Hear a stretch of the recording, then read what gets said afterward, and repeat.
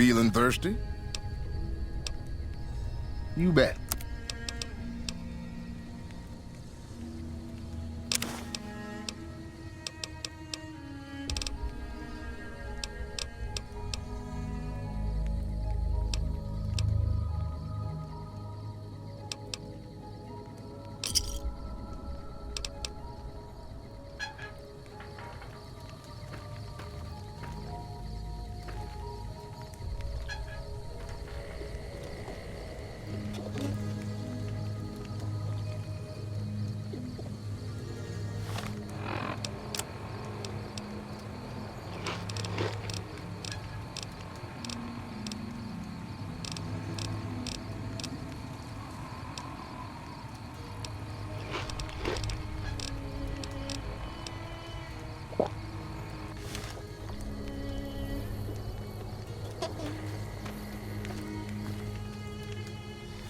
Couldn't get enough of talking to me the first time, huh?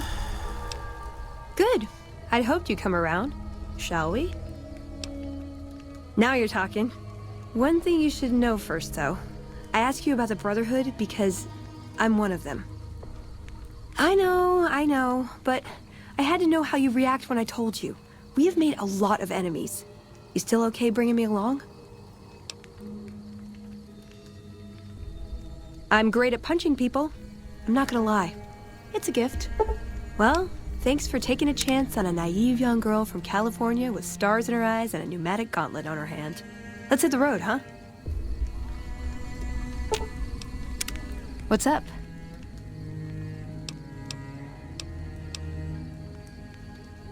I like long walks in the desert and candlelit metal workshops. I like punching things, but sometimes shooting things just has to do. Yeah, I've been taking things apart and putting them back together since before I said my first word. You want to build something? Talk to me, and we can do it right there on the spot. Workbenches are for novices. Who knows? I might even be able to show you a Brotherhood trick or two.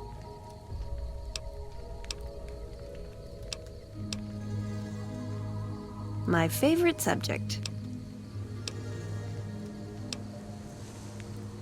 I want a dress.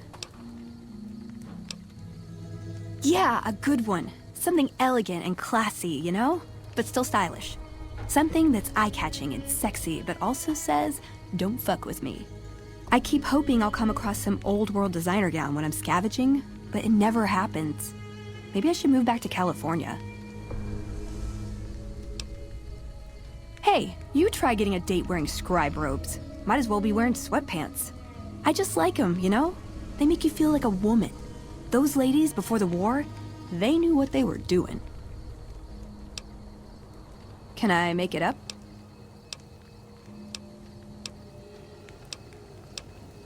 Just my parents, but they haven't been around for a long time. Dad was a paladin, Mom was a scribe.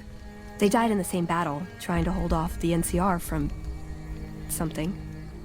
I don't remember what it was. Guess it seemed important at the time. Like what?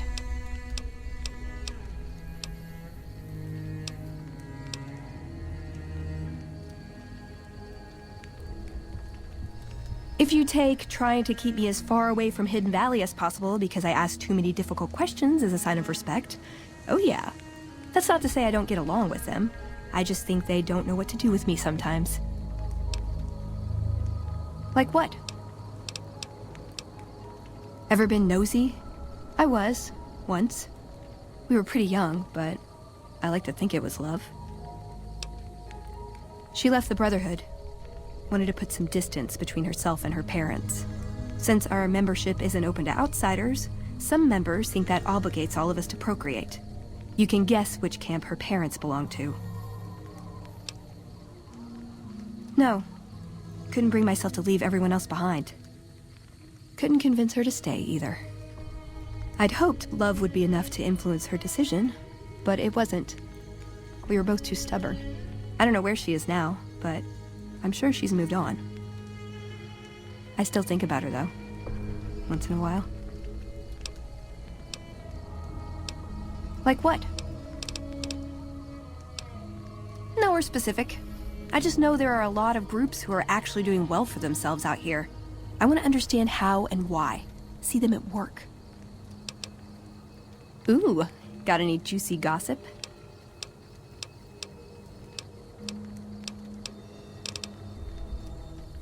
He was dead when I got there. It pays like ass, but it's hard to get other work with my skill set. What do you want to know? Good question. These days, it's hard to say. Once upon a time, it was about technology, controlling it so it couldn't destroy us again. Energy weapons and power armor are usually tops on our list, although I appreciate anything that's vintage. But that all seems so limited now. We haven't grown or adapted, and now we're stuck in a hole, not carrying out our mission. More sexual favors than I can even count. I am still tired from it. No, actually, you're born into it. My parents, their parents, so on. When you're young, you can choose to leave, but it's home, so most people don't. We don't take on new members, really. You can do the math on our long-term prospects based on that point. I keep hoping we'll change that. I'm a procurement specialist. Like I said, it's basically grocery shopping, except sometimes the groceries are scavenged parts and arcane technology. The elder who brought us to the Mojave, Father Elijah, usually had me looking for these old memory units, but he'd never tell me what they were for. Nowadays, I'm usually sent to do business with traders at places like the 188, but sometimes I think it's just to keep me out of everyone's hair. I know sometimes I sound like I don't, I know, but there's something that still rings true to me about our code. There's an honor to it. We're protecting people. Even if it's from themselves, it's a good cause. We just lose sight of the big picture sometimes, treat all our practices with the same sacredness. Ah, the Codex. If it's in there, we have to abide it. If it's not not important. It documents our history too. Part of what scribes like me do is update it. I wonder... Nah, they'd probably catch it if I rewrote the Founder's Axioms.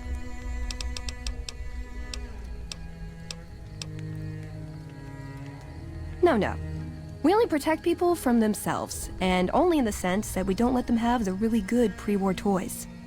And sometimes it's more like we protect ourselves from them and hope to outlive them and become humanity's sole heirs. We've had people go rogue, though, and start helping people. One chapter had a small civil war over it. We take our isolationism seriously.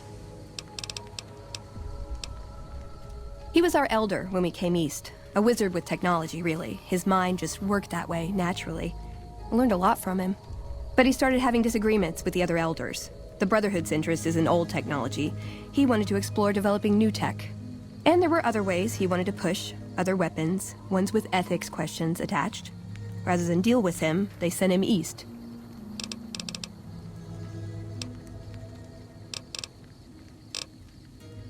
Darn it! I had some spectacular answers coming too.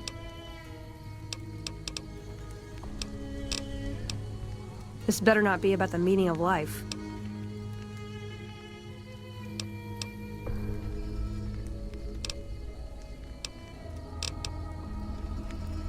Sure, he's one of the hotel managers on the Strip. He comes up in the news now and then. Him and the other chairman run the Tops. It's one of the nicer hotels. Or so I hear. Elder McNamara wouldn't shell out for a passport for me, so I've actually never been to the Strip. Why do people get so cheap when they get old?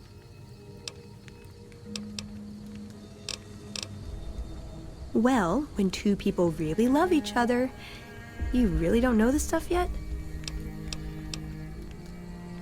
Yep, it's your typical city layout. Rich people in a gated community surrounded by extreme poverty. House gave the area around the Strip to the locals, but he has no interest in it, so he ignores it entirely. It just needs new management.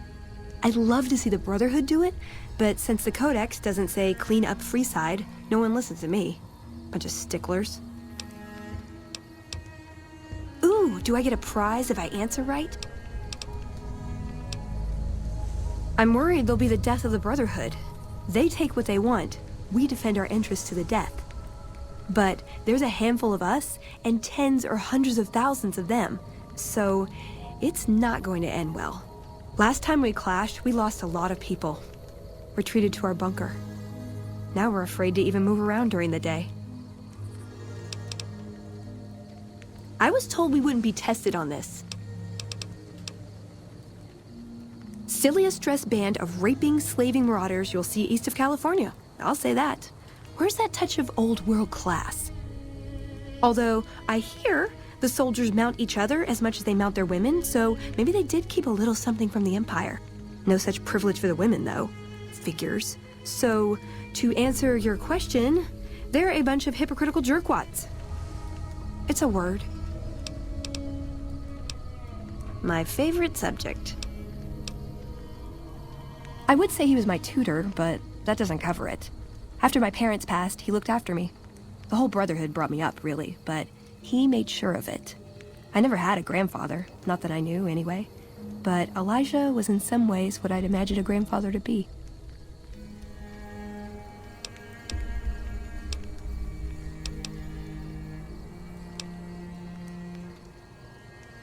I don't know. Last time anyone saw him was in the battle at Helios 1.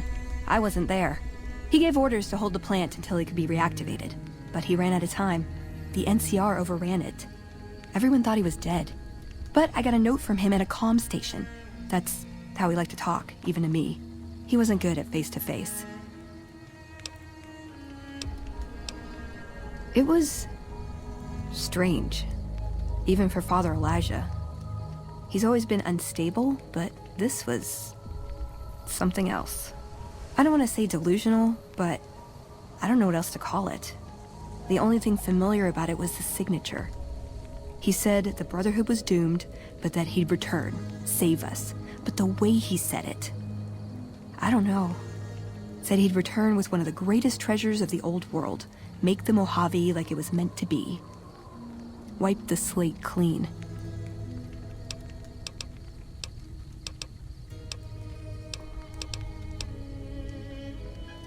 It was by his request, actually. He cleared it with the other elders. Somehow. They sent him to look into the dam. There was a time when I'd have begged to follow. Watch him at work. He did. For years, he fought with the council. Taught me to question our direction. Meanwhile, he'd become more out of touch than all of them. On our way east, he demanded we stop at Helios 1 to examine it. While we were there, we received word that the NCR had taken the dam. He was furious. Called it children playing with a bomb, but he was mad because we'd lost its power. What we'd use it for. He didn't even care.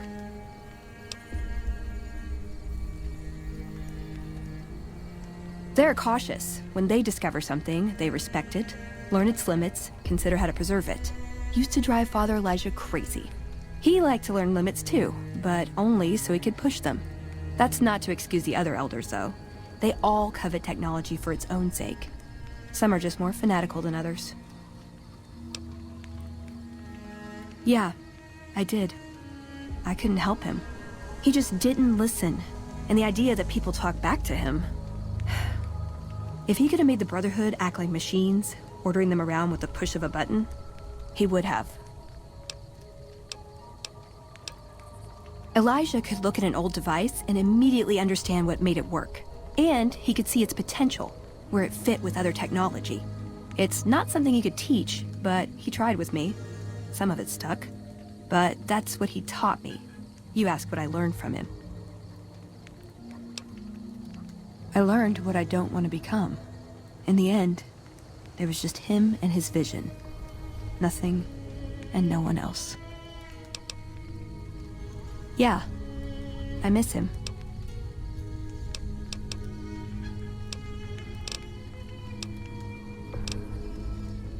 Sure.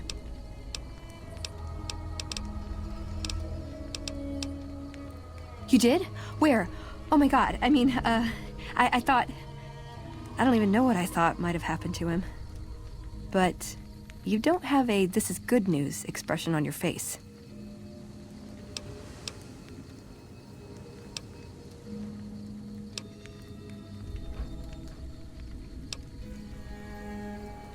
It doesn't matter. He died when we all retreated to Hidden Valley. I didn't expect to see him again. No one did. Did he say anything when you met him? Anything at all? Where did you get this? Guess I was right about the bad news, huh? Same look Elder McNamara always gave me when I was up for promotion.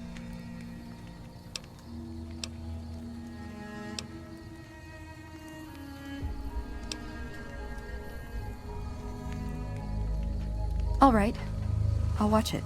That was hard to watch. The parts I understood didn't matter. Past all the garbage, all it amounted to was goodbye.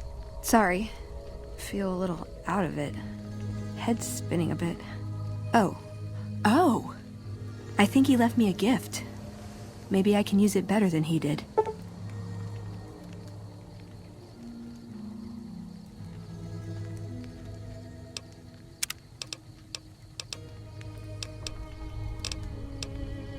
A lifetime supply of Fancy Lad snack cakes, Revenge Against My Enemies, and World Peace. In that order. Darn it! I had some spectacular answers coming too.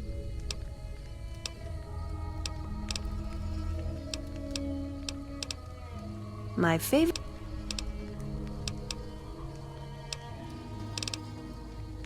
I would say he was my tutor, but that doesn't cover it. After my parents passed, he looked after me. The whole Brotherhood brought... I know...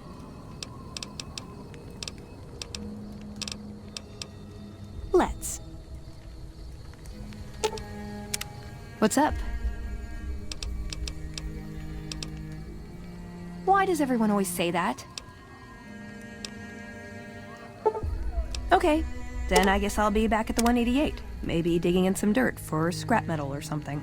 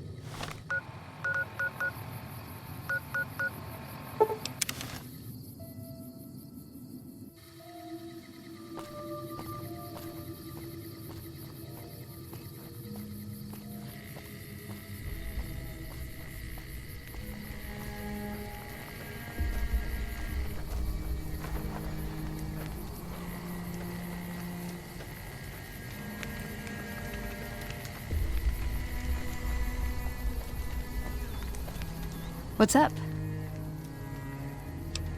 Let's go make trouble.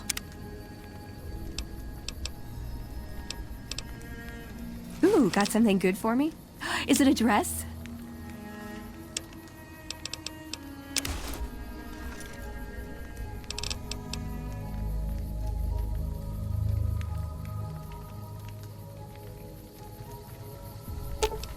You're making me carry the heavy stuff, aren't you? Ooh, got something good for me? Is it a dress?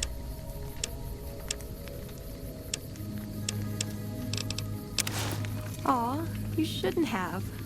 It's just my taste. Thank you. What's up?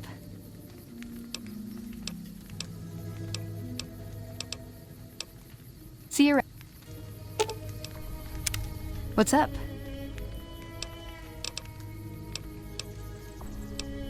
Why does everyone always say that? Okay, then I guess I'll be back at the one.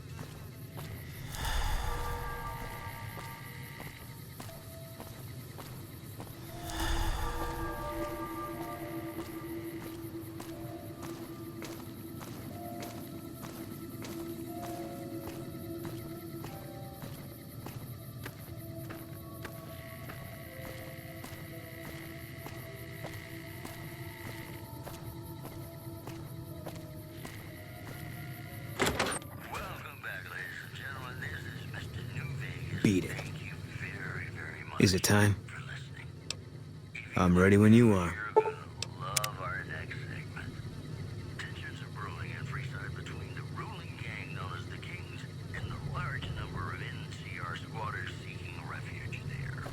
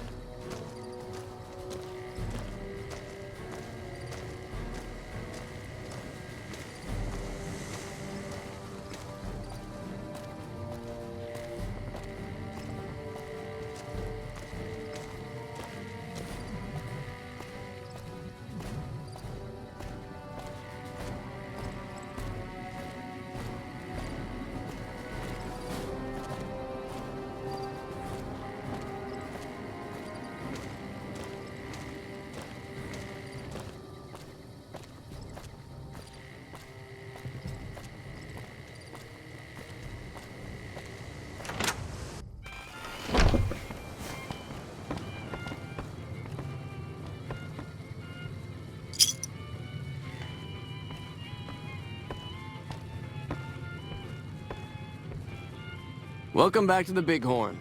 What can I get you? What can I get you?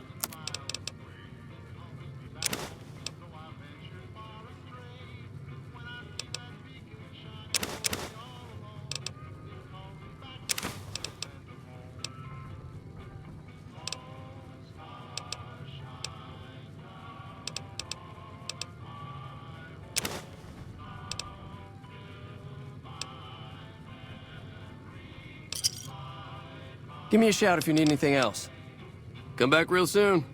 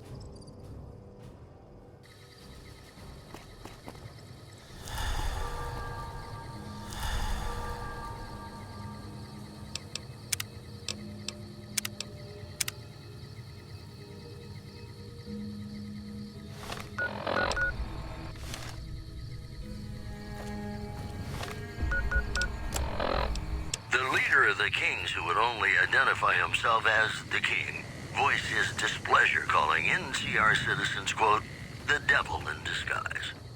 He added he didn't want to see the NCR in the ghetto, and called for a mass, quote, return to sender. One more story for you. Listeners have been unable to pick up radio broadcasts from Black Mountain recently. Most are calling the static, quote, a welcome improvement. We'll have more news for you at the top of the hour. More classics coming right up for you, so stay tuned.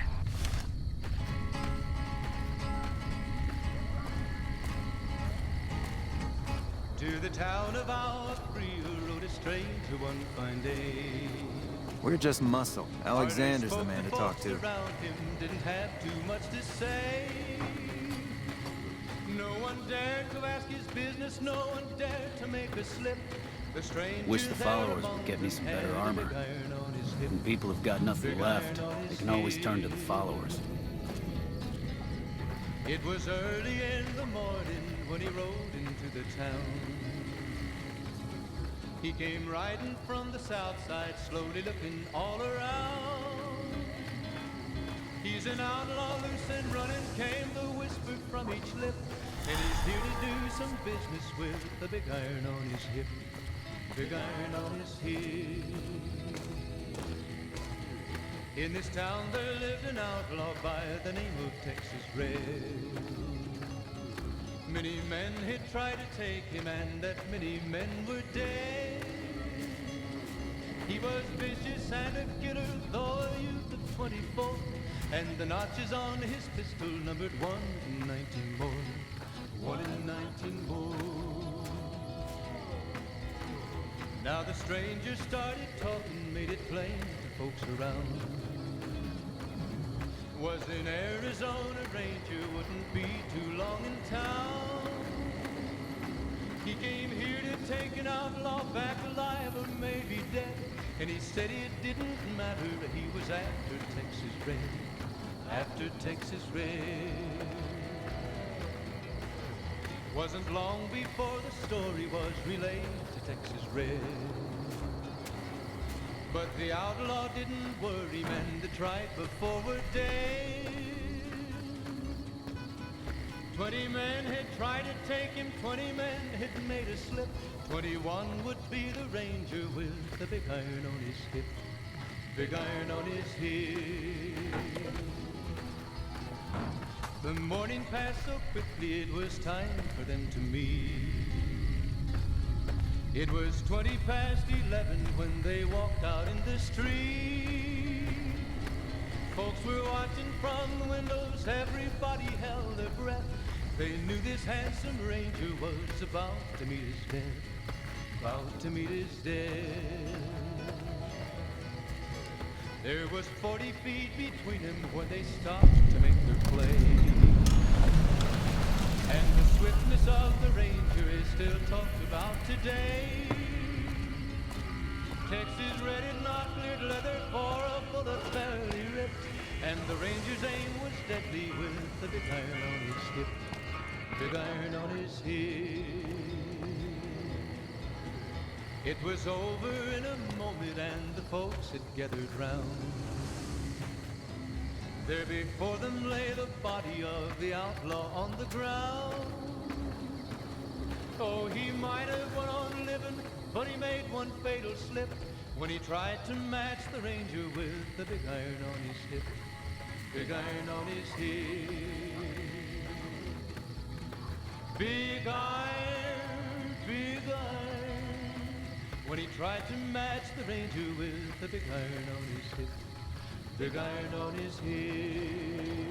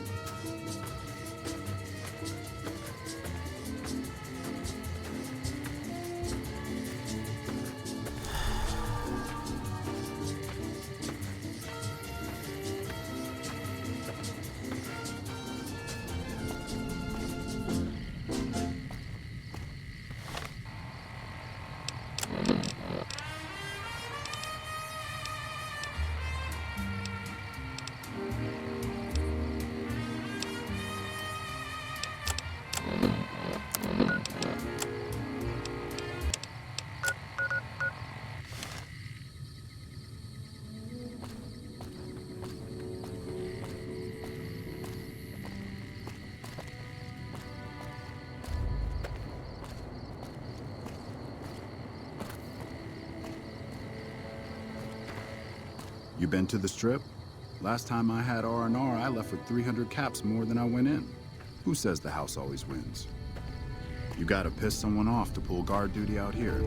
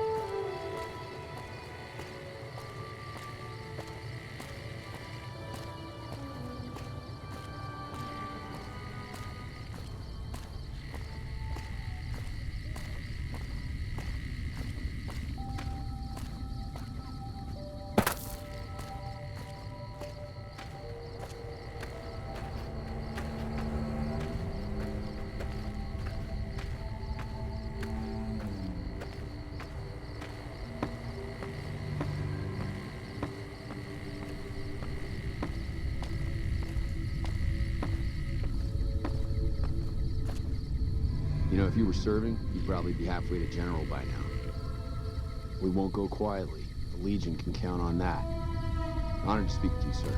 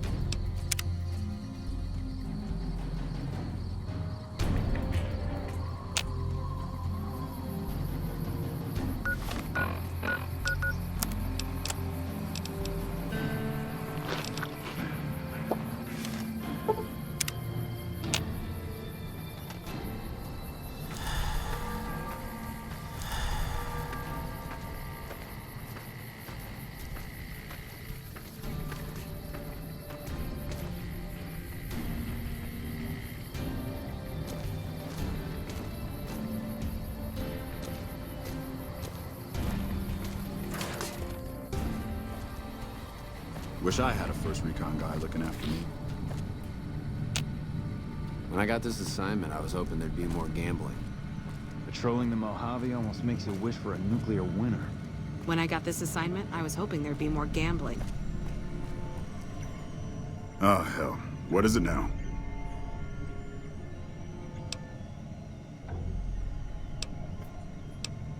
I've been here since the first push into Vegas. Back in the day, this camp was the hotspot for conflicts with the Legion, Raider tribes, you name it. These days, I spend most of my time trying to beat a little discipline into the soldiers under my command. I've gotten soft with no action.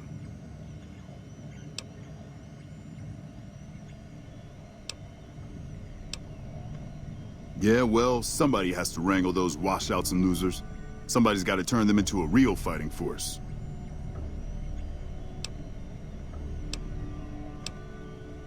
Man, it's my life. I joined up when I was 16. I don't know how to do anything else. Thanks. I only wish some of the soldiers under my command would share some of it. Disappointed. We call them the Misfits for a reason. They're undisciplined, lazy, and they have absolutely no esprit de corps. The squad leader's got some promise, kid named Mags. But as for the rest, I don't see much hope. I'm going to make them shape up if it kills me, though. Or them, for that matter. You're welcome to try. Hell, maybe they'll listen to somebody they don't see as an authority figure. Yeah, whatever.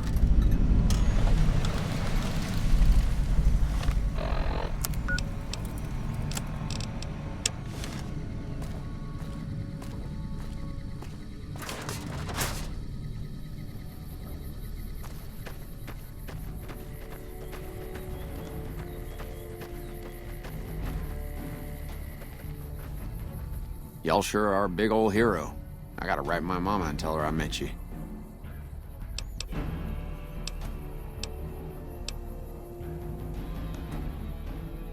Well, I was born on a farm out in California. Weren't much. Me, Ma, and Pa, my 2 sisters, and about 40 acres of corn and Brahmin. Didn't ever have no problems, really, except for some lean years.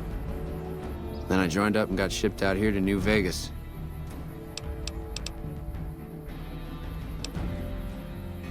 Well, as it turns out, we had a string of bad harvests a few years back. Pa said he couldn't afford to feed but 3 youngins or we'd starve. As the biggest one, it was my job to go join the army so's my sisters could eat and so's we wouldn't all be killed by raiders and Jesus would love us. It's all right, I guess. I don't like all the fighting we gotta do, though.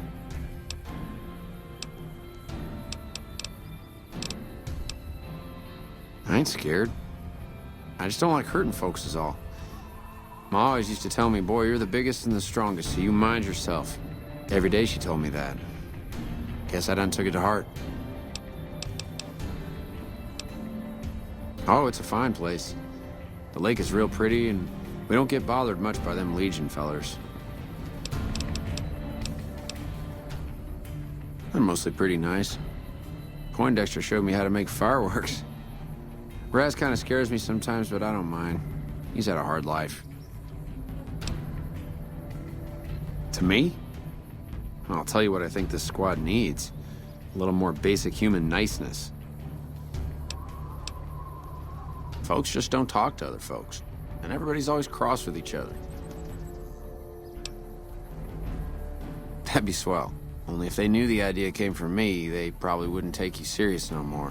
So maybe you ought to think about it first. And I sure hope you're more convincing than I am, or they ain't gonna listen. Whatever you think's best. Toodaloo. I'm assuming you aren't associated with the Army or the Rangers. What can I do for you?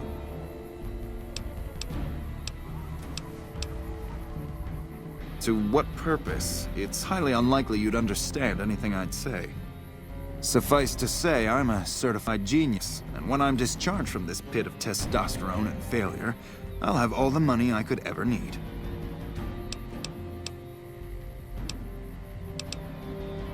It's a simple idea. The Army offers fiscal security and generous benefits at the cost of substantial personal risk, if you're on the front line.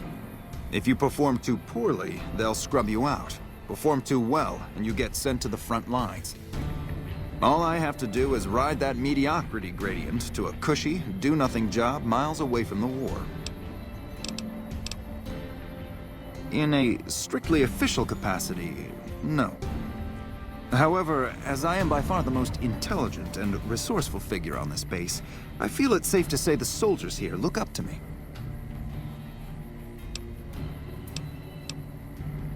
I suppose if you must stick with your narrow, parochial view of in charge, then yes, it's a no. Are we done?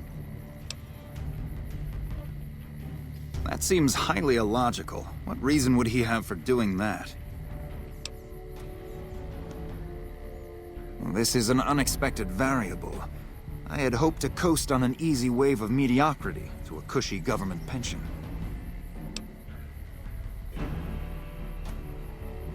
And how would you propose accomplishing such a goal? An intriguing proposition. Company readiness reports are logged on the computer systems at the resort. If you hack the system, you could alter our records. Such an attempt, however, is likely to thwart efforts to motivate the squad to do actual work. If such is your goal, you should look elsewhere. As you wish. I'm sure the optimal solution will become apparent to you in time.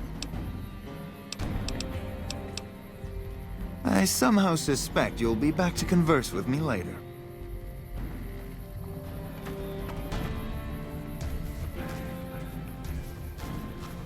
Hello? Oh shit, here comes the brown noser. What you want? Ain't much to tell. Grew up out west, in the boneyard. Heard of it? Yeah, not many people have. Wasn't really a good place for kids, you know. I joined up to get out. My family's still back there. What do you want to know? Whole place used to be some kind of rich bastard resort back before the war. Now the Rangers use the old resort and we grunts get to live in tents. Fucking typical. Shit, man, it was this or the Fiends. And Fiends don't last too long in the NCR. At least this way the badasses with the top shelf guns are on my side. We don't talk too much, mostly. Poindexter's a smart-ass prick. While Hanrahan's a big pussy, ain't good for shit in a fight. And Mags? Well, Mags is cut out for something other than soldiering, you dig? Whatever. Not like I need any of them. I do just fine on my own. Yo, I'll tell you what this squad needs. A healthy dose of angry juice.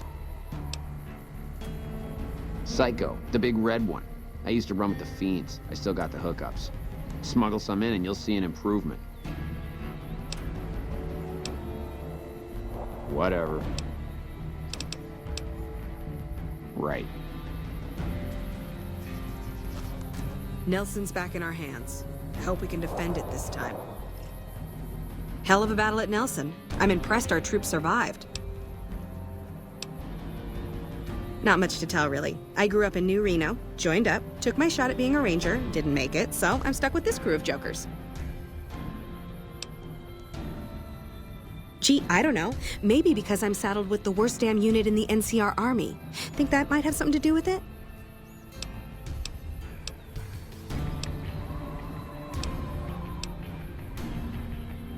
I guess I wanted to make something of myself, you know? Be the best of the best. I wanted to be a ranger, but guess this is as close as I get. Easy. This is where they send all the fuck-ups and people they don't want. But hey, it's not like I'm bitter or anything. Yeah, I mean, no. They're okay people, but they don't care, you know? They don't have any ambition, no drive. They're slacking off, and that reflects badly on me. Please. Camp Golf is where they shuffle off anybody they don't want anymore. Assignment here is a career ender. He did, huh? Well, good luck with that. You'd have an easier time teaching radroaches to march in formation. Well, if you ask me, what we really need is to get this whole squad out on the practice range. Shape up our marksmanship and explosive skill. I'm sure the others have their own ideas, though. Are you sure? I've got enough clout to get them started, but these guys are pretty lazy. I doubt they'll want to be pulled in different directions. You're the boss.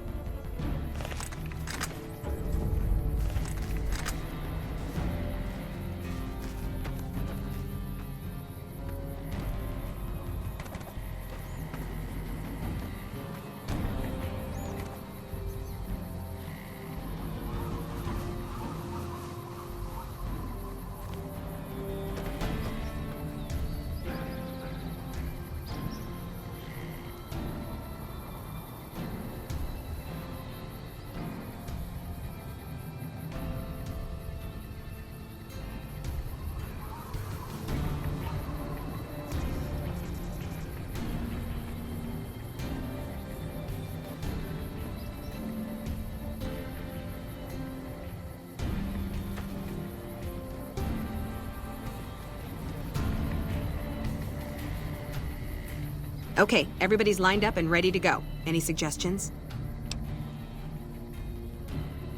You heard the man, people. Get focused. I've got the one at 11 o'clock. Raz, O'Hanrahan, take the two on the right. Poindexter, the center. Right. Exhale, squeeze. Focus on the shot.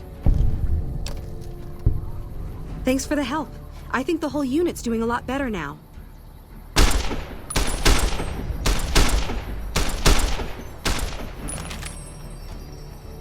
Wow! The big celebrity down here with the common troopers. What can I do for you? It helped, but we still got a grenade range inspection to pass. After the help you gave us at the shooting range, we'll take any advice you've got. I'll line them up.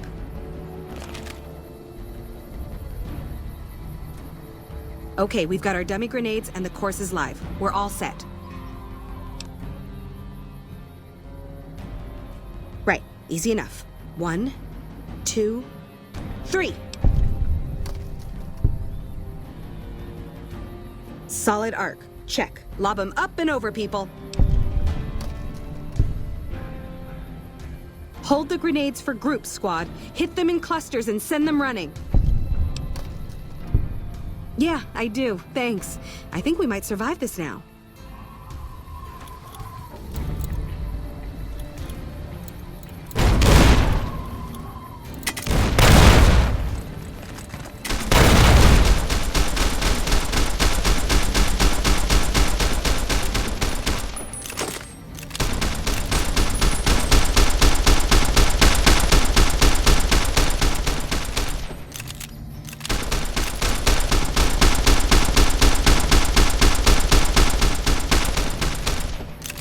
Hey.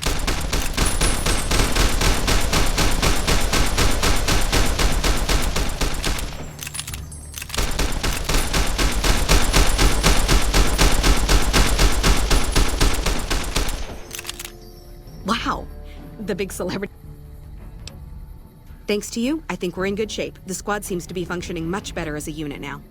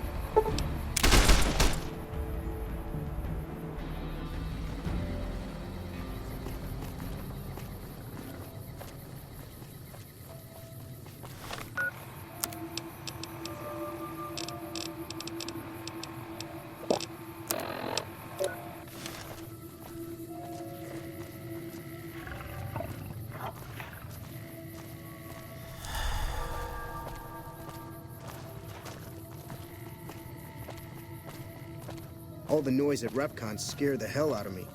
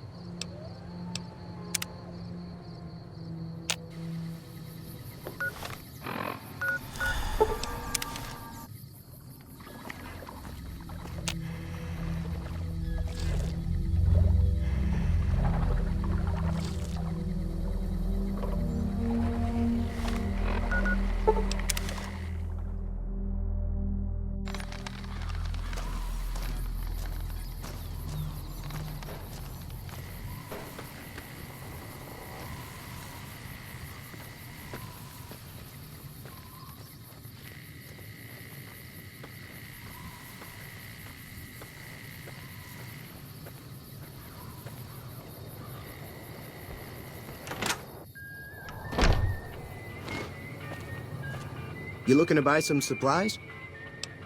Can do.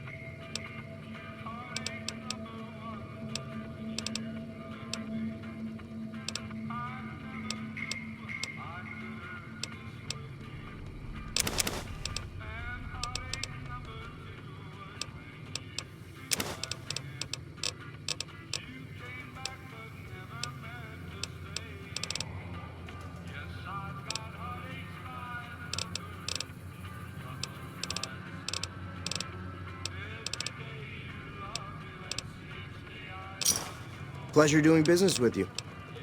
Take it easy now.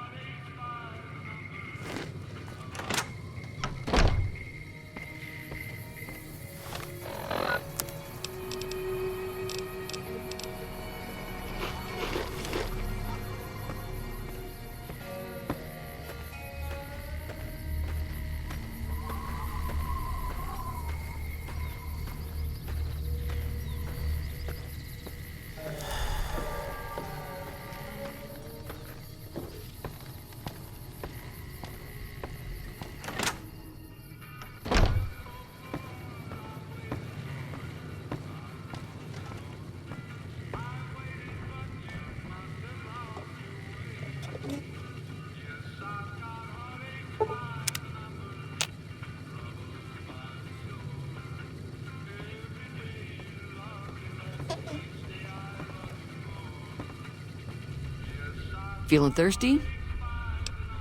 Got a spot?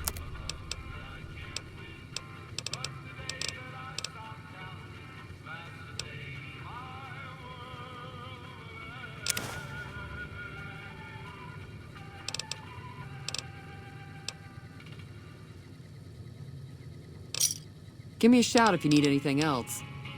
Be careful out there.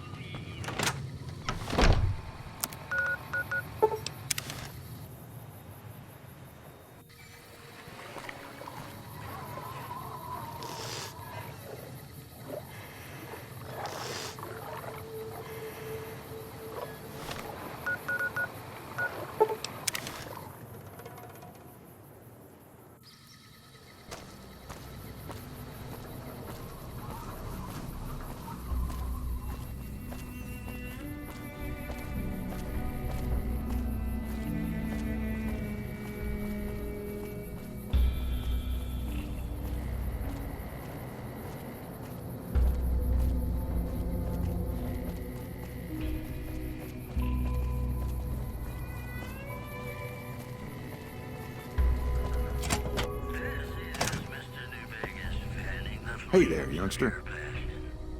If you like news, you're Yeah. gonna love our next segment. Merchants are saying that there's been little contact between traders from Nipton in recent days, causing concerns that the isolated town may be in trouble.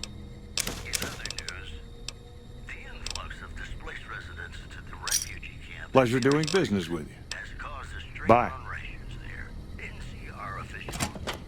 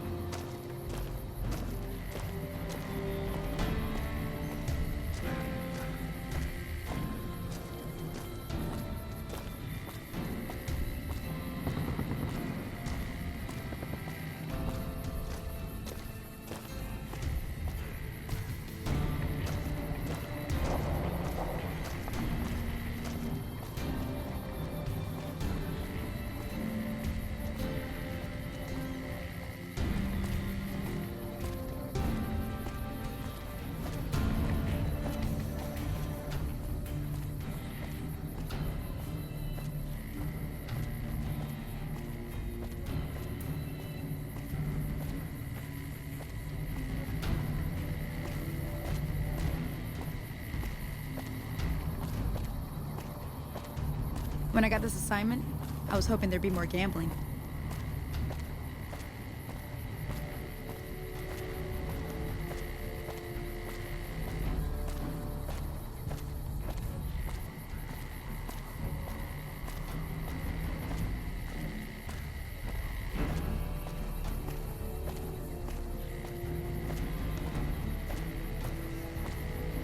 Haven't had any reports from Station Charlie in a while. Hope everything's okay.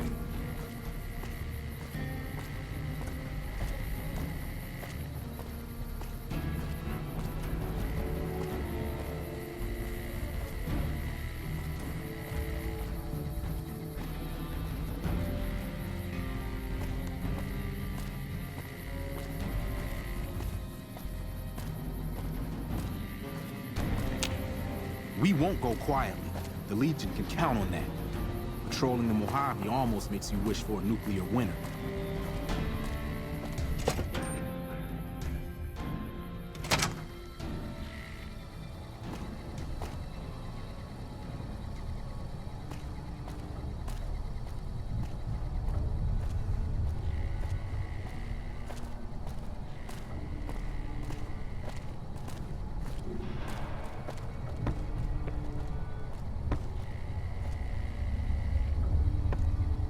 Don't tell the troopers, but the grub here is way better than the mess tent.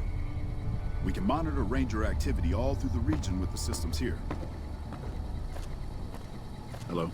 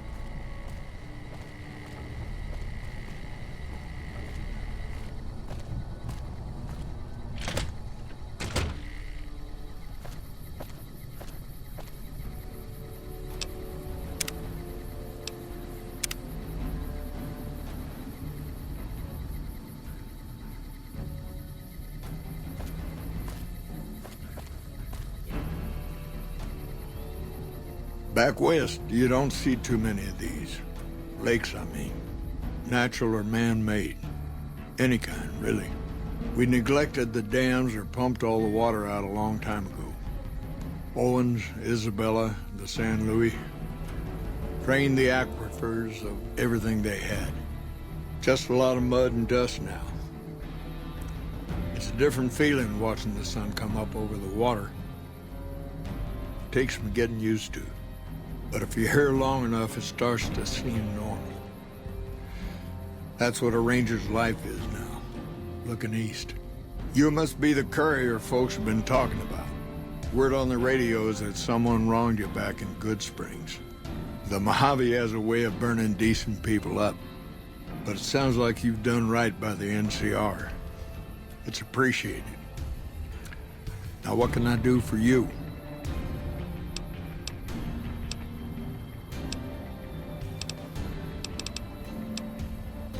Folks around here call me the chief, but handling's just fine.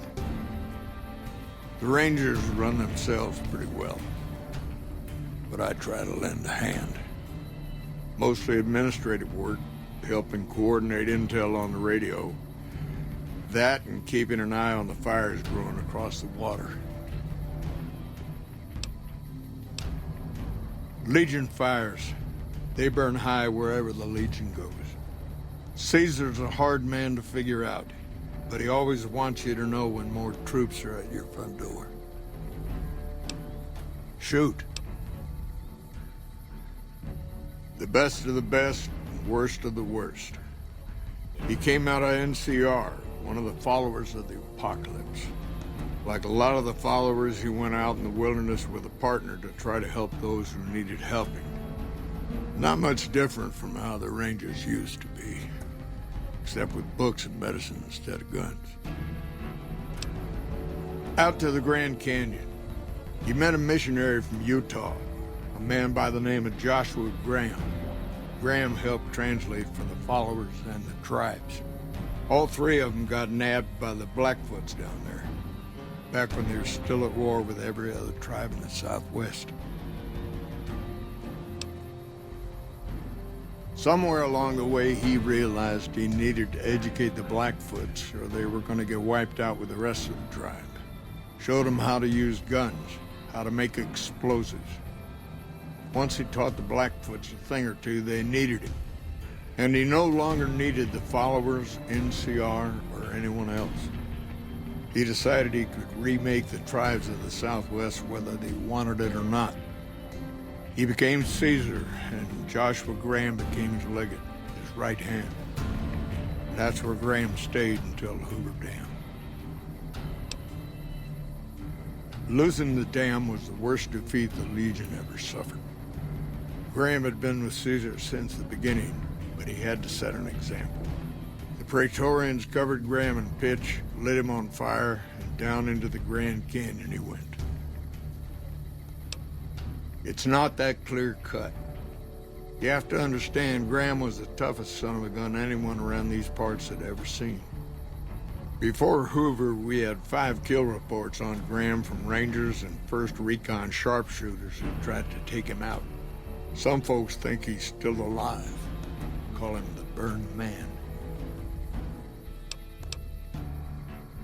Yes and no. The Blackfoots don't exist anymore. Just like any other tribe that gets swallowed by the Legion. Caesar takes the tribal out of the tribe. Scrapes and burns off tattoos, breaks up families, forces mixed breeding so all the old loyalties die away. The only tribe in the Legion is the Legion. Caesar is the chief, father, and God, all rolled into one. Shoot. It's no secret we've had better campaigns. Holding this whole length of river isn't easy. We're stretched thin and the long 15 just keeps getting longer. Slow to get supplies, slower to get reinforcements. NCR's Senate has got funds tied up at the Boneyard. And President Kimball ordered our most experienced Rangers to chase ghosts down at Baja. Senate elections are coming up. Local representatives don't want to push any more funding to the Mojave campaign because it's unpopular. Most of the folks around the Boneyard haven't been to New Vegas and probably never will. All they know is that their money gets sucked away to this desert and their brothers, sisters, sons, and daughters die here. It's complicated. Goes way back. I told President Kimball that we need more Rangers here. He accepted that, but took the most experienced ones and sent them south. Patrol Rangers are good men and women, but we're about to fight a war. You've seen it yourself. Some of them don't even have proper service rifles or armor. Our heavy infantry, power armor units, they're back in NCR territory protecting the interests of Brahmin barons against small-time raiders. Brahmin barons only have one vote at the ballot box, but they have a lot of money to throw around. Shoot. Not too long ago, they took Nelson and Searchlight. They got some camps on the eastern shore of the Colorado. And the monstrosity on the hill across the lake, that's for Caesar. Some folks don't believe he's here yet, but you can tell. He's the eye of the storm. It all roils and spins around him. You don't have to see the man to see the effect he has. Nelson was barely set up. We had a big stretch of unprotected land between Forlorn Hope and Searchlight, and Nelson was the solution. A deaconess named Dead Sea took the place and caused a lot of damage. By the way, I appreciate what you did for the troopers down there. Nelson might not be the most strategically important place, but taking Dead Sea out means a lot to them. Searchlight was worse. One of Caesar's Frumentari must have found something in there. Flooded the whole camp with radiation. Shoot. I could tell you a lot if you had the time, but at my age, I'm not sure which of us would get tired first. What do you want to know? Suppose it depends on what you think's good. Most folks want to hear about Hoover Dam and Boulder City, but it's a long story. If you want some tall tales about hunting down slavers or busting up gangs, talk to one of the younger rangers. It's kind of a long one, but all right. About 25 years ago, a group of NCR settlers pushed way south into Baja.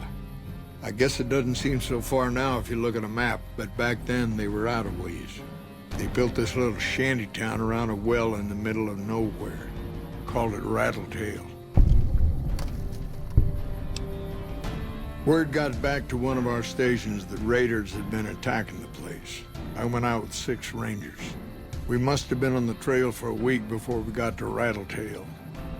We lost one woman to night stalkers and another almost died of dehydration.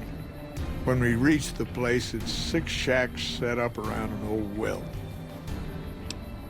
There's over 24 bodies lying in the dunes way outside of town, and 5 men with .308 rifles crouched behind sandbags. And these bodies, these people out in the sand, they aren't raiders, aren't even heavily armed. They're just people who were trying to get to the only well in 50 miles. I didn't have to talk to the men to see that they did not care one bit. They had planted an NCR flag over the well. They would not budge until every last one of them was laid out dead and cold.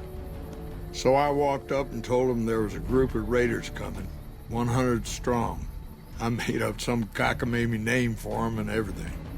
The men looked at each other, looked at us, and asked me what we were going to do about it.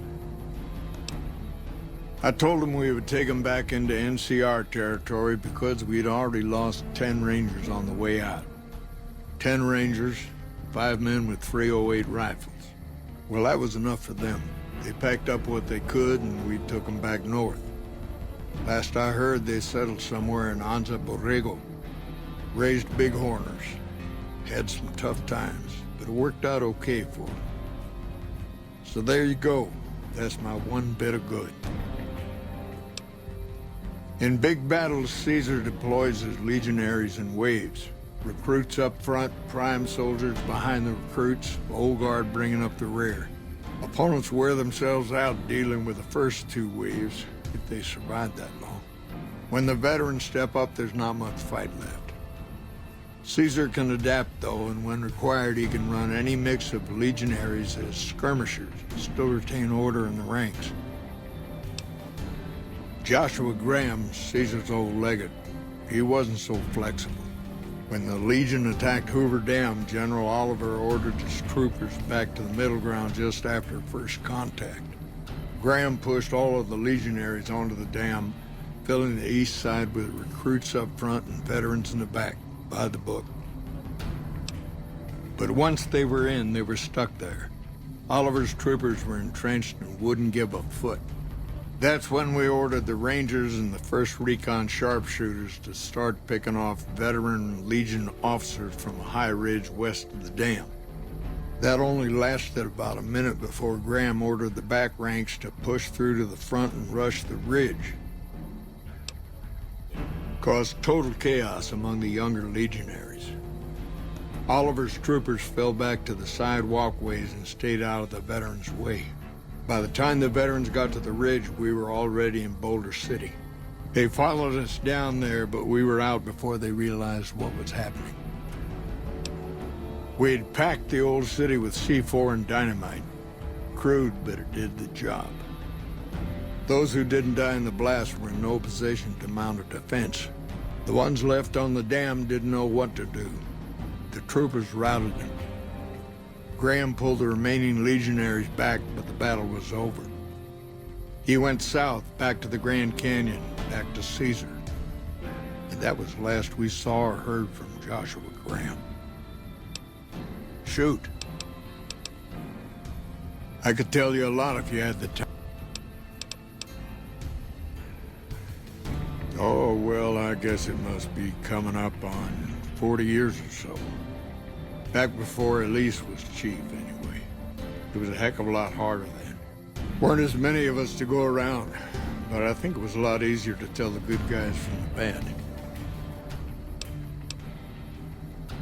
Well, there's what we're supposed to be doing and what we're actually doing.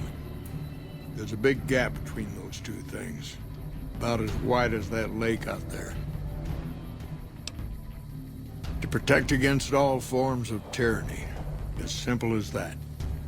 30, 40 years ago, the wasteland was full of despots, slavers, raiders, tough-talking hoodlums with gangs who liked to kick around towns. Back then, the NCR military was still young, couldn't cover much ground. It took groups like ours to tip the balance back to the good guys. Sitting on the shore of Lake Mead, looking east, listening to a radio, trying to not get too many people killed. I'm too old to be slapping leather, but I had hoped for something else. More than this, anyway. There's a lot of answers to that question, but it started with the Ranger Unification Treaty. We weren't always the only show in town. Nevada had its own posse, the Desert Rangers. They fought Caesar even farther east, out in Arizona. Years back, we met with the Desert Rangers at Mojave Outpost and agreed to help them against Caesar if they would join the NCR. Shoot. Adios.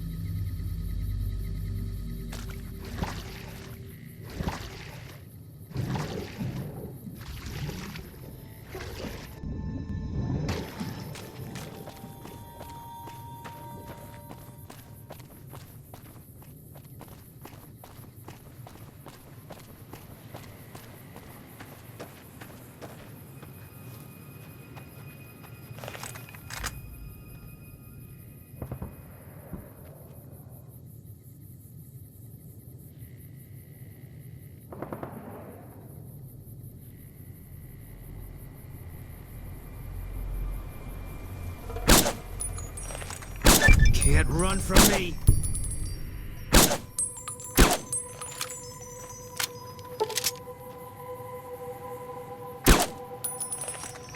Can't run from me.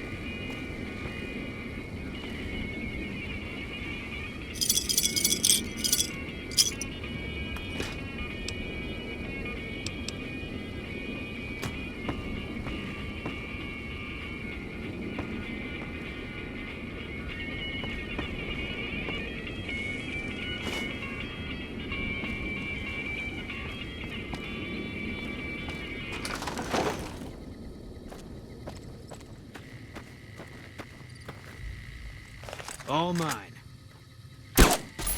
You're mine.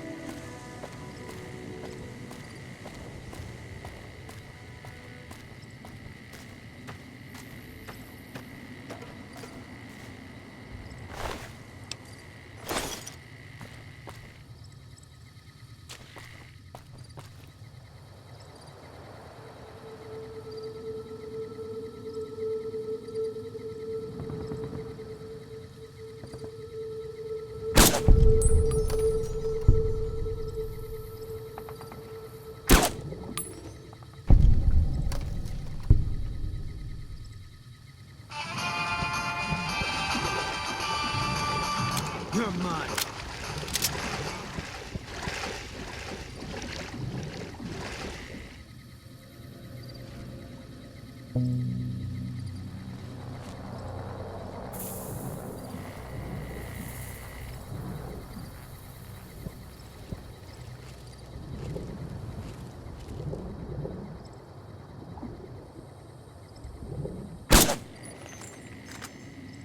You're mine.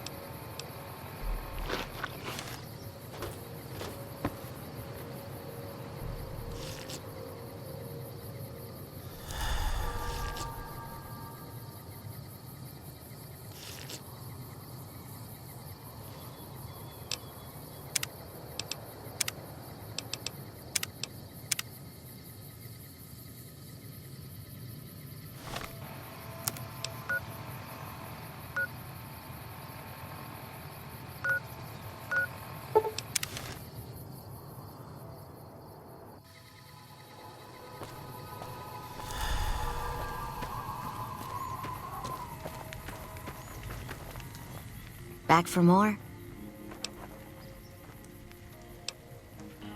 You do know these old roads were numbered, right? We're standing where the 95 and 93 meet. And 95 plus 93 equals 188. Have a look.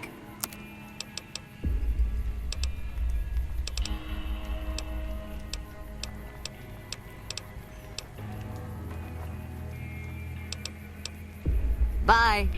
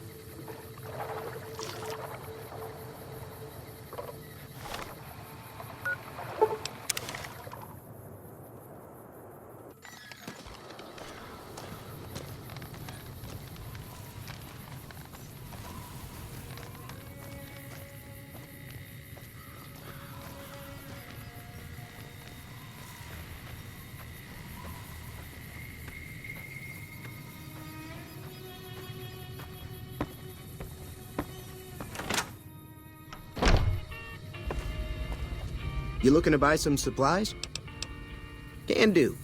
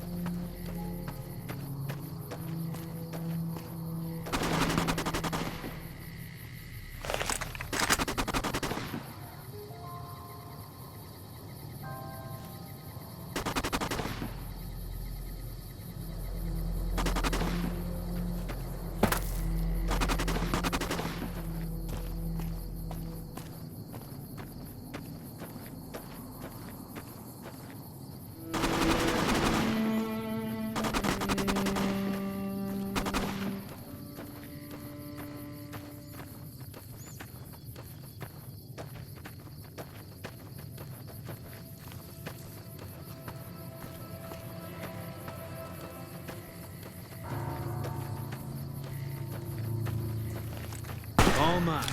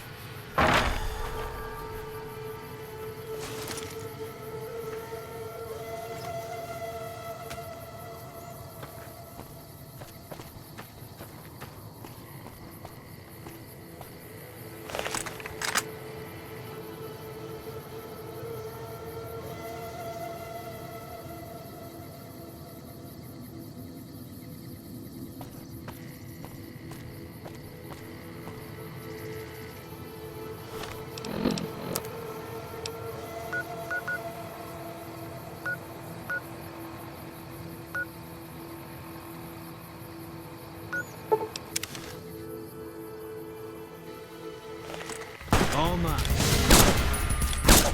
You're mine.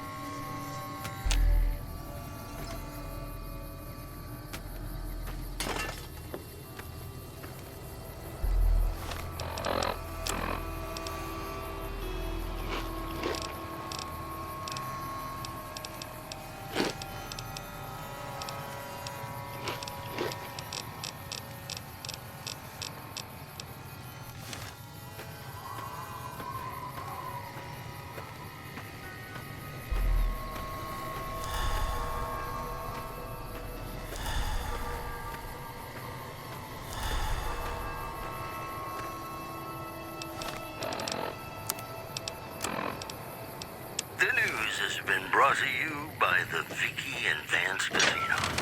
Vicky and Vance, be our partners in crime. In New Vegas, we know the pain that numbers can bring us. Well, so does Guy Mitchell, who's got heartaches by the number.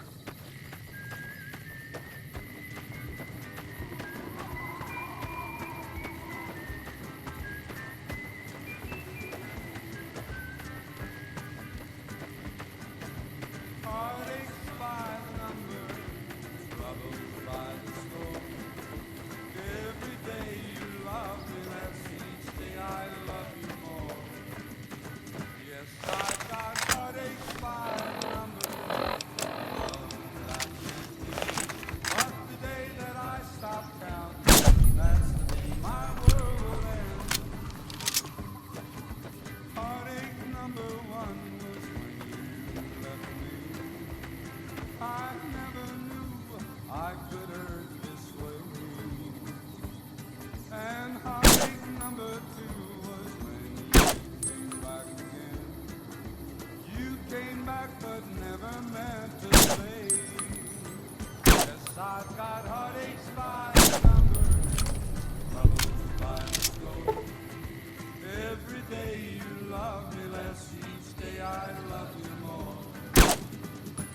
I've got heartaches by the number of love that I can't win.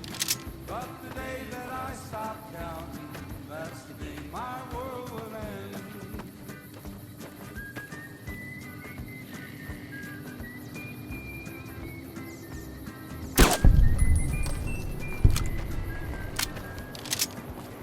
All mine. Heartache number 3 was when you called me and said that you were coming back to stay. With All mine. Lord, I waited Beat this. I waited, but you must have lost your way. You're mine. Got heartaches by the number, troubles by the score. Every day you love me less, each day I love you more. Yes, I've got heartaches by the number, a love that I can't win. But the day that I stop counting, that's the day my world will end.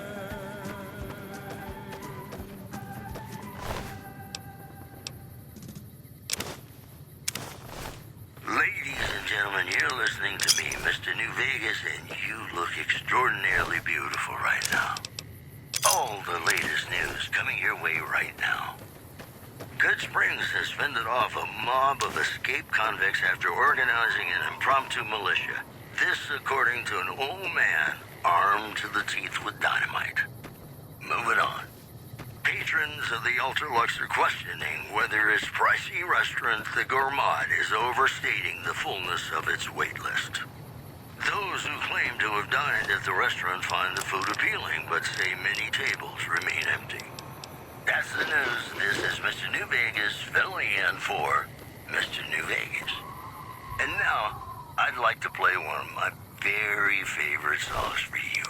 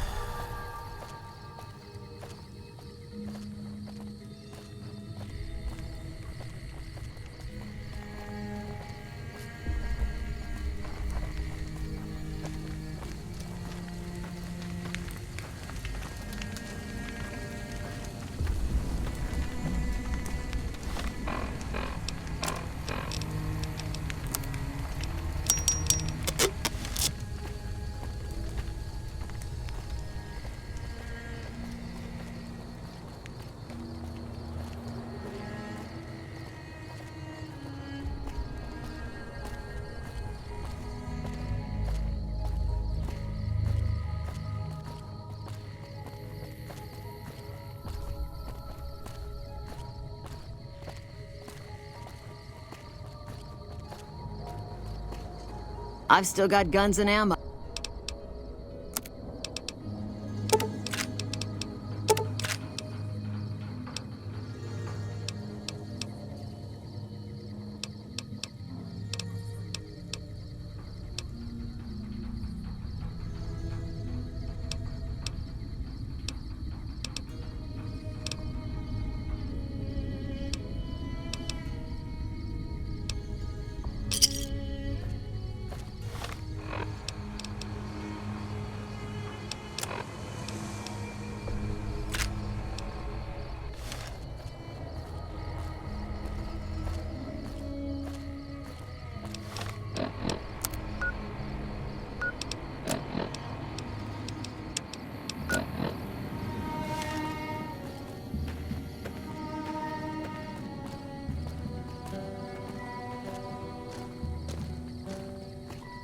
Play the guitar, play it again, my Johnny.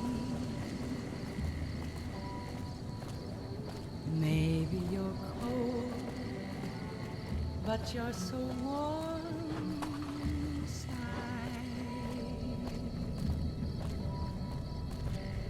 I was always a fool for my Johnny, for the one they call Johnny Guitar. Play it again, Johnny Guitar. What if you go? What if you stay? I love you. What if you're cruel? You can be kind. I know. There was never a man like my Johnny, like the one they call Johnny Guitar.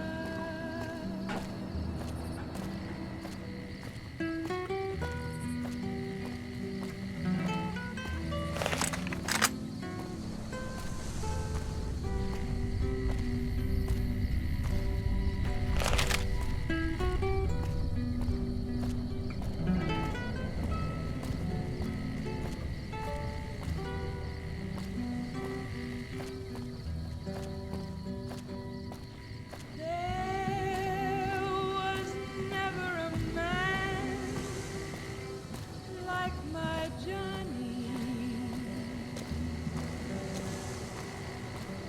like the one they call Johnny Guitar.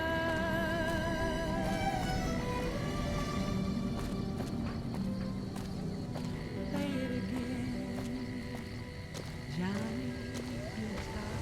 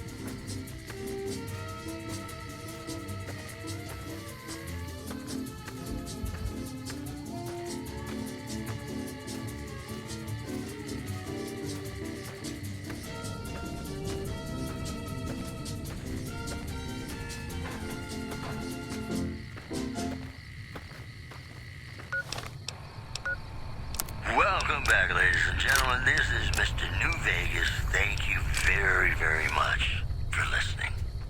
We've got some news for you coming right up. Tensions are brewing in Freeside between the ruling gang known as the Kings and the large number of NCR squatters seeking refuge there. The leader of the Kings, who would...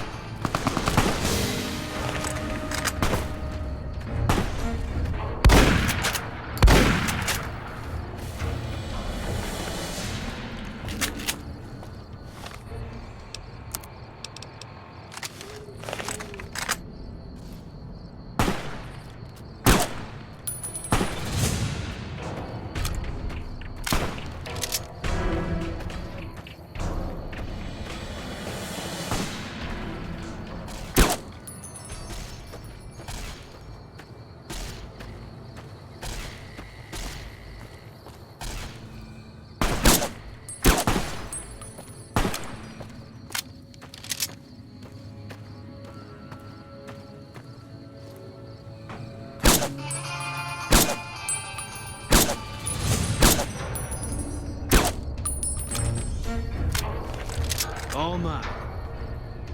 Eat this.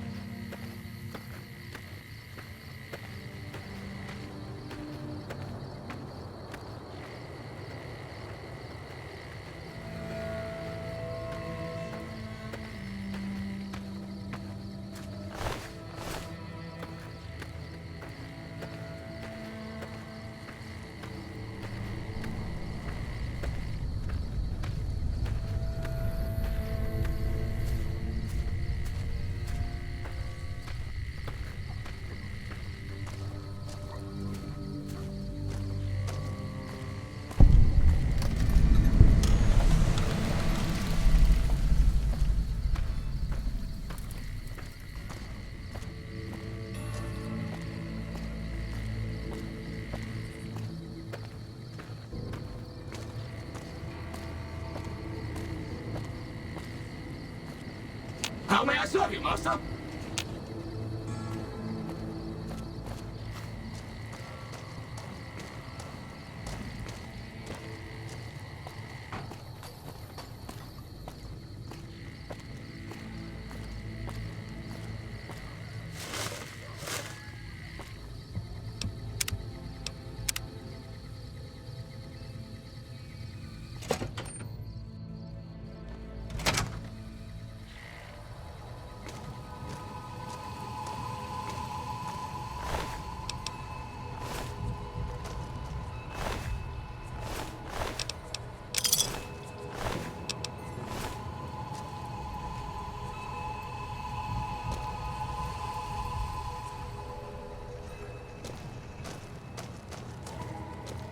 Hello.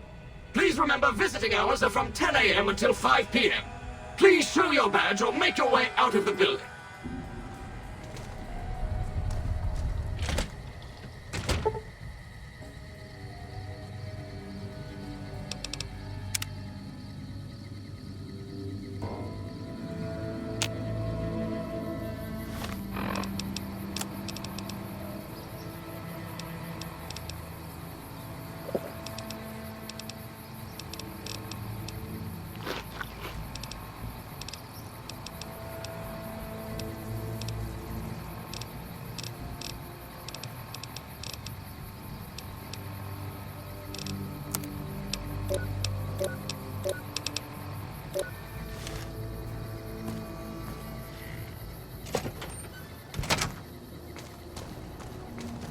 How may I serve you, Master? Welcome to Repcon headquarters, Rocketeer. Come all this way to see our little facility, have you? I'm here to answer any and all questions you may have, within specified parameters. And if you'd like, I can provide a tour of our museum. I can answer whatever questions you'd like, provided your query is limited to Repcon history, research and development, or Robco. Repcon's illustrious history began way back in 2054, shortly after the famous Delta-11 rocket was completed and launched. Repcon's initial focus was on the development of fuel to be used in orbital propulsion in response to the energy crisis of 2052. Sad times indeed. The company really took off when Robco purchased Repcon in late 2076 to develop unmanned rockets to explore the solar system. I can answer whatever questions you'd like, As you may already know, Repcon is an industry leader in producing alternative fuels for military and scientific purposes. Repcon scientists were pioneers in fission-based propulsion systems, and have recently had some very exciting breakthroughs with plasma systems. The recent partnership with Robco has freed our engineers from mundane business matters, allowing them to focus solely on future projects.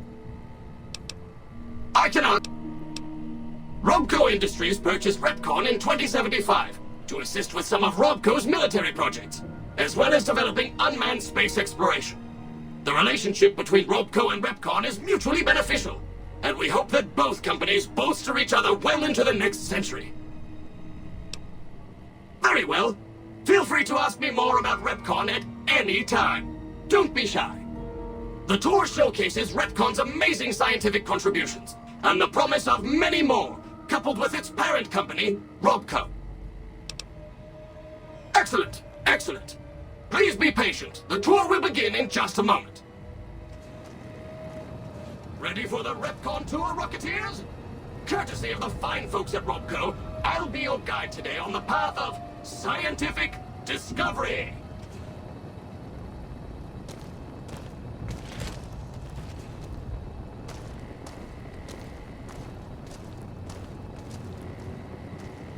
In the lead-lined case behind me is a spent radioactive rod from one of our old reactors.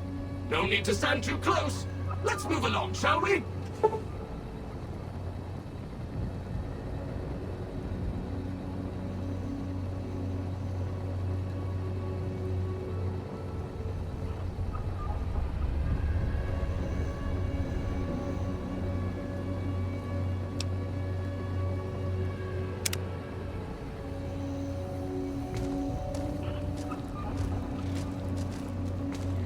Look here, a row of multicolored plasma fuels. Careful, they may look safe to drink, but your stomach is the last place they should be. Why?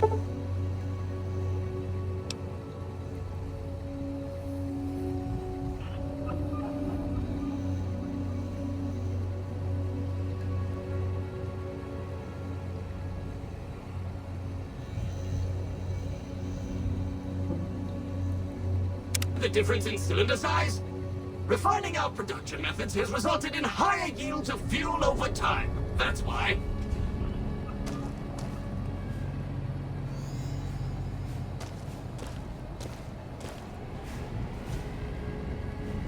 To my right, you can see a sample of some... You have been warned. Please vacate the premises or you will be considered an intruder. Old safety barrels Repcon once used to store radioactive waste. Perfectly safe. On my left is an example of a mountain of Repcon safety barrels some legislators claim are poisoning our environment. Ridiculous.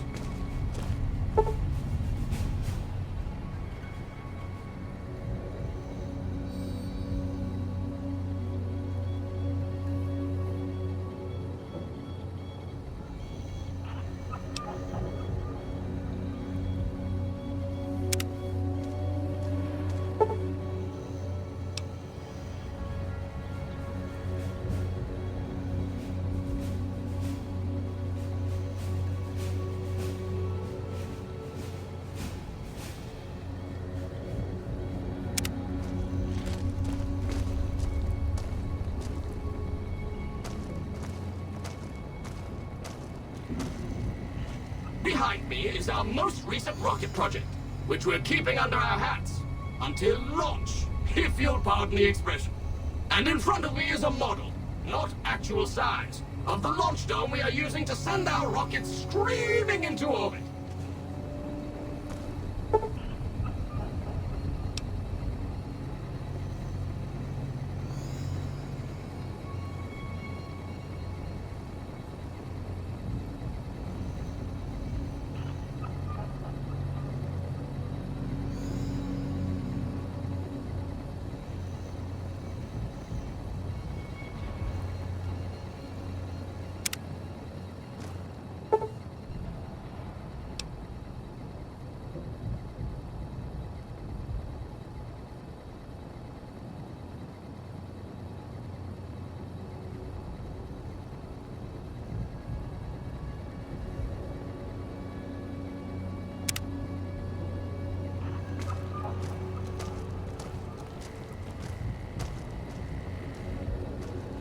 Now these colorful fellows behind me are Repcon's earliest experiments in flight.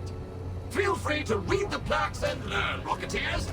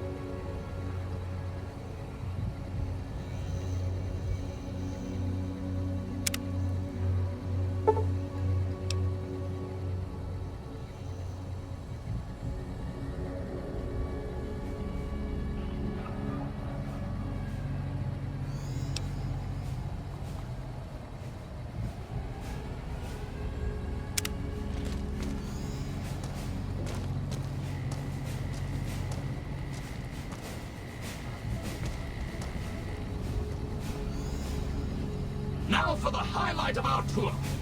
Due to a generous donation from Rodco, this next exhibit showcases the wondrous world of robots. Around you are the incredible iBot, the fearsome SentryBot, and the always helpful Mr. Handy. That helpfulness runs through our whole line.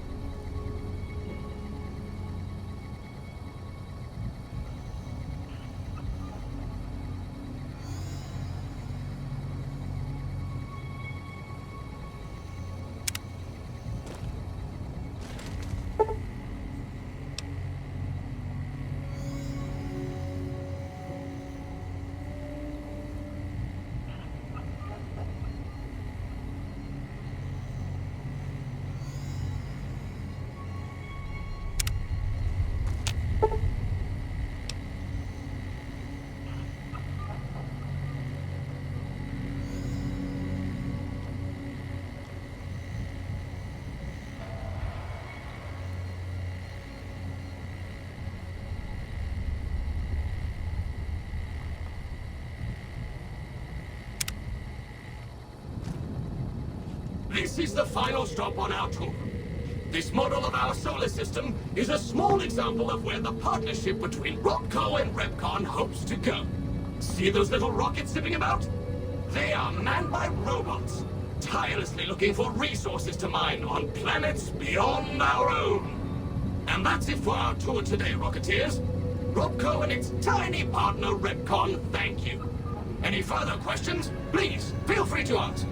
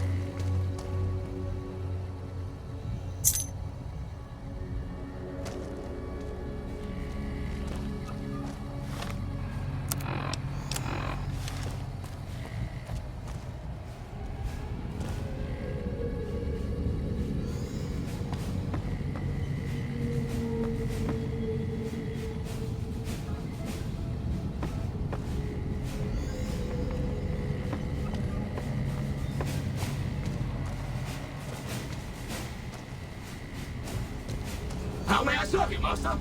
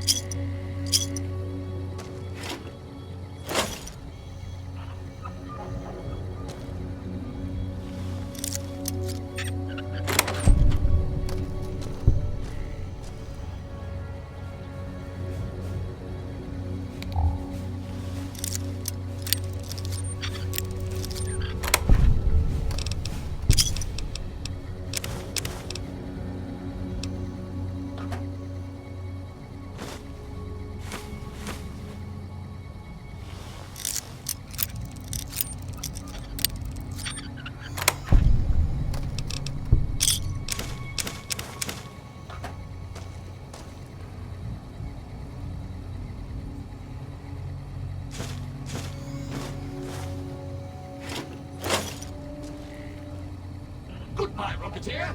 Be sure to visit again. Oh, and please, for your own safety, stay outside of restricted areas.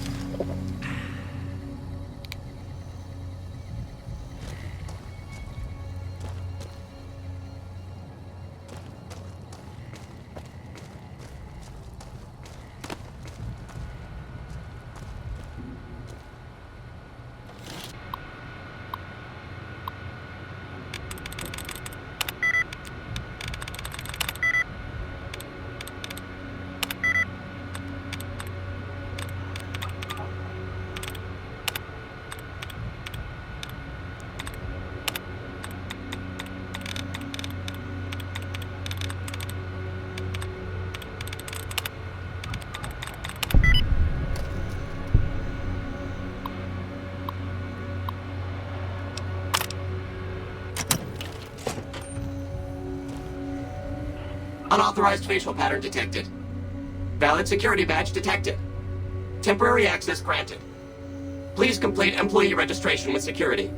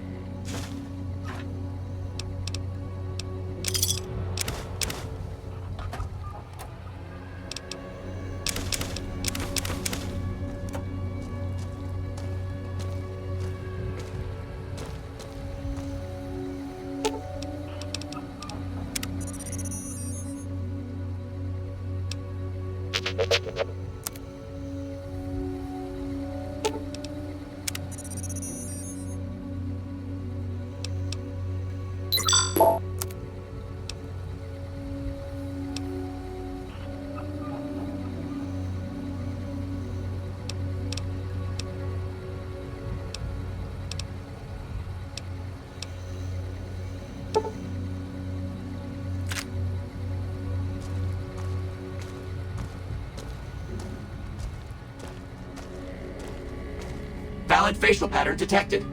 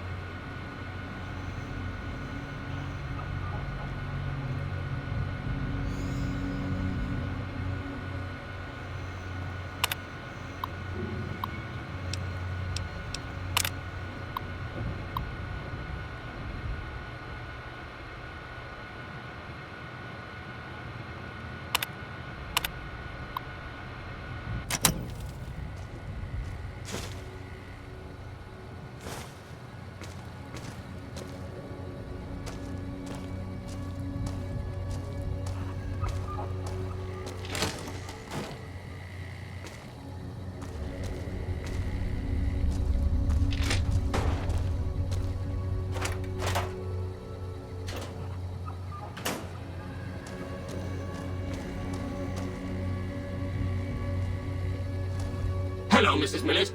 I hope you have an excellent day at work today.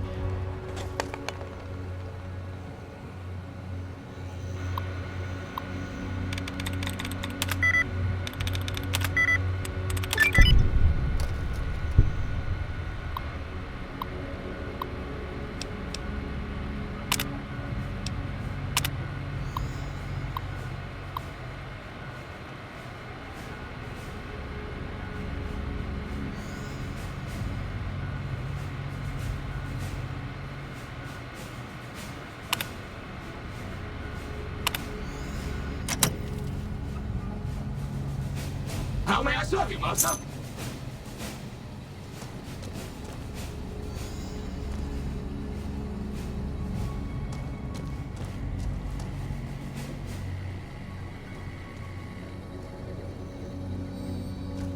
Of course, of course. Don't let me keep you.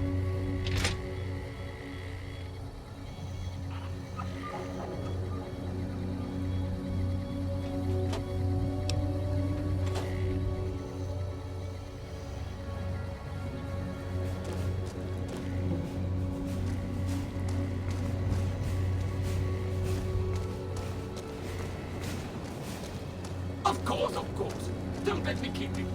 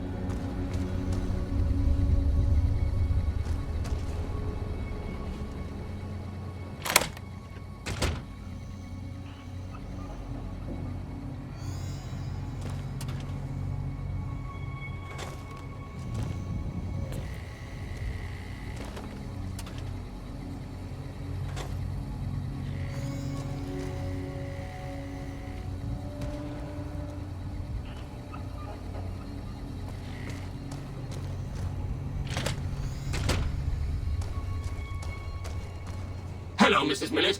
I hope you have an excellent day at work today.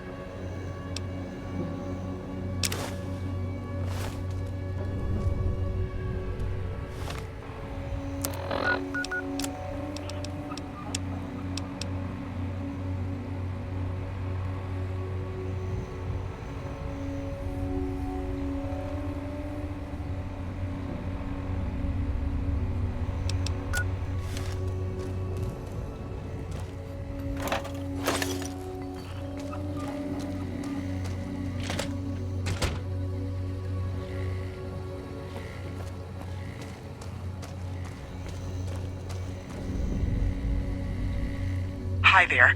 My name is April Mortimer. I monitored a communication earlier between you and someone with the Brotherhood of Steel. I'm with the followers of the Apocalypse. We're much more liberal about the sharing of technology than those Brotherhood people. Bring your robot to us. We'll see that whatever information it may have on it is used for the greater good.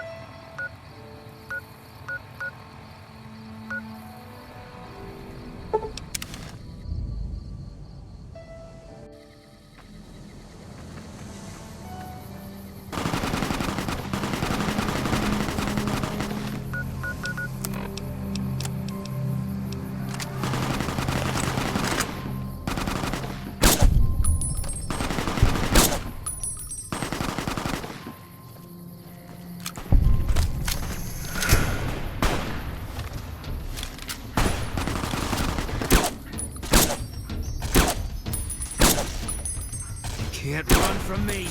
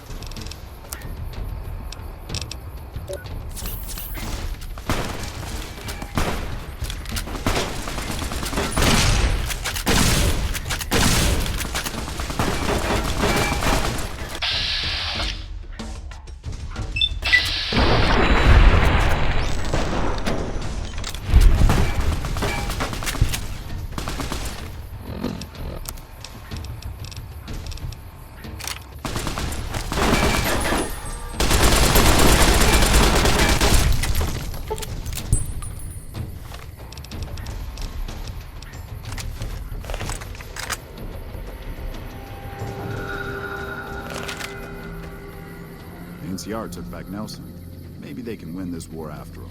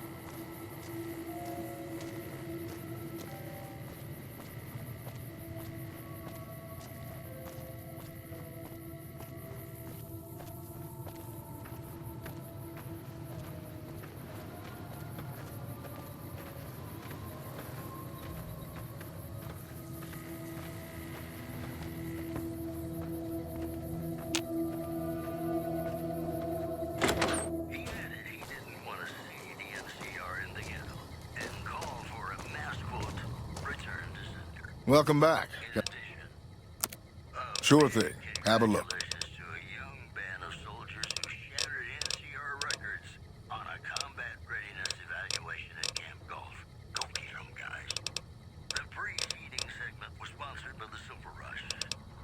Silver Rush.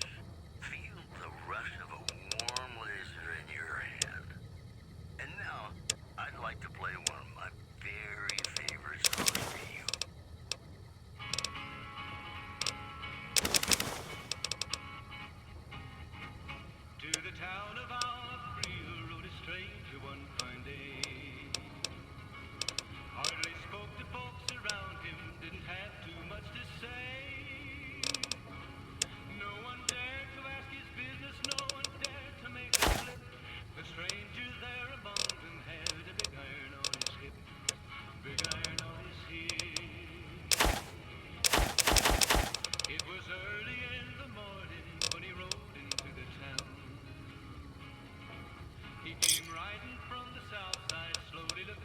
Come back soon now.